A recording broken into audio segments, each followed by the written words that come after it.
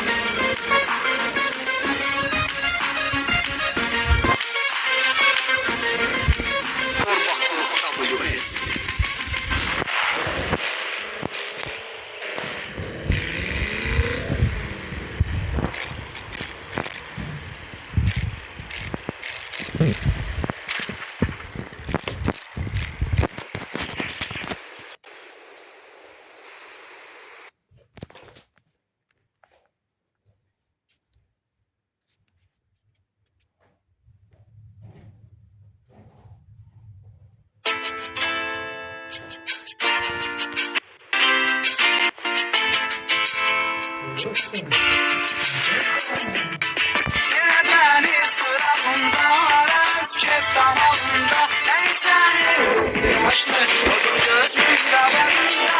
Yine deniz kırağında, araz kef damağında, neyse başlı odur gözümün damarında, odur gözümün damarında. Yüreğim yalan isteyir, gözümde intizar eser, benimle sizden gelsin, olabilsin, olabilsin. Beni gör ne hale saldı, sevgi, muhabbet, beni divane olmuşam. Getirem yar soralımda, getirem yar soralımda. Yine deniz kırağında, her öz kef damağında.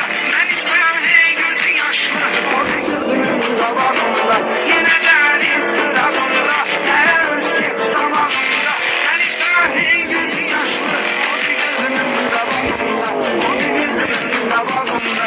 Gedirəm dəniz kənarına, gecələr gözlər kimyan. Deyirəm dərdimi dərsən, mənə bir səs deyir ki, can danışır üzümlərlə. Ədələr mənim içməyəm, görürəm yarımlardan. O dalgalar qucağımda, o dalgalar qucağımda. Yenə dəniz qırağında, araz kef damağında. Neysə gözü yaşlı, odur gözümün qabağında. Yenə dəniz qırağında, araz kef damağında. Neysə gözü yaşlı, odur gözümün qabağında, odur gözümün qabağında. O mənim qəlbimi qırdı, elə bir də qəmə saldı. Gözümdə canlanır indi, elə bir bağlı xəyaldı. Buna tabe eyləmirəm mən, ürəyimi əlimdən aldı. O dağımın izləri qaldı, hələ yarın dodağımda, hələ yarın dodağımda. Deniz qırağında, araz kef damağında. Neysə hey gözü yaşlı, odur gözümün qabağında. Yenə deniz qırağında, araz kef damağında. Neysə hey gözü yaşlı, odur gözümün qabağında.